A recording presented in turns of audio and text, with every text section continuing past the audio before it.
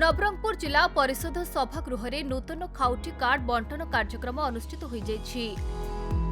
एही कार्यक्रम रे मुख्य अतिथि रूप में मान्यवर विद्यालय गणशिक्षा विभाग मंत्री नित्यानंद गंड जोगदे जिलार विभिन्न ब्लॉक रु आसिथिबा 46 जन को नूतन राशन कार्ड प्रदान करथिले। एही कार्यक्रम रे मान्यवर विधायक नवरंगपुर गौरी शंकर माछी प्रमुख उपस्थित थिले। मुख्य अतिथि निजर वक्तव्य उपस्थित जिलार नूतन राशन कार्ड हिताधिकारी को स्वागत जणाइबा सहित राज्य सरकारंकर विभिन्न योजना को उल्लेख करी एथिरे सामिल होइथिबा सुविधा को कहिथिले।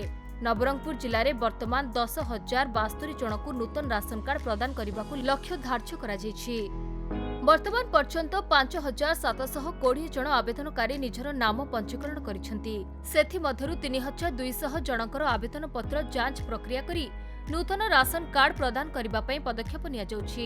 शेषरे मुख्य उन्नयन अधिकारी बिरंची नारायण दरवान धन्यवाद अर्पण करथिले। देखंतु आम सरकार आसीबा परे जो राशन कार्ड से स्वच्छता आनिबा पाई ई केवाईसी माध्यम रे जांच करिबा व्यवस्था है।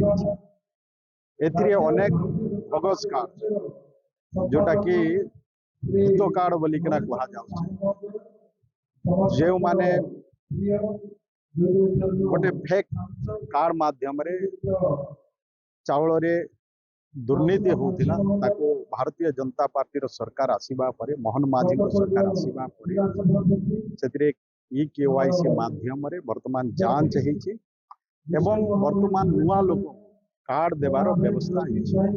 सेमिति नवरंगपुर जिल्ला रे सरकार 10,072 पर्यंत लोकों को कार्ड देबा पाई टार्गेट रही।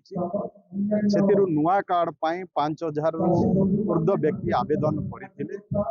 सेथिरु वर्तमान जिल्ला रे 3,240 कार्ड वर्तमान प्रस्तुत हो सारी। आज आमे से 3,240 कार्ड आज नवरंगपुर जिल्ला रे आज आमे किछि हिताधिकारी को जो माने पाइबा को योग्य थिले नुआ कार्ड आमे बंटन करिछु। निश्चय दीर्घ दिन धरी से माने अवहेलित हेकिना थिले, दुख दुर्दशा रे चलुथिले। वर्तमान नुआ सरकार आसला परे जो माने पाइबा को योग्य व्यक्ति आज से कार्ड पाई पाइछथि। नवरंगपुर अनिल प्रभात भत्रांक रिपोर्ट खबर ओडिशा।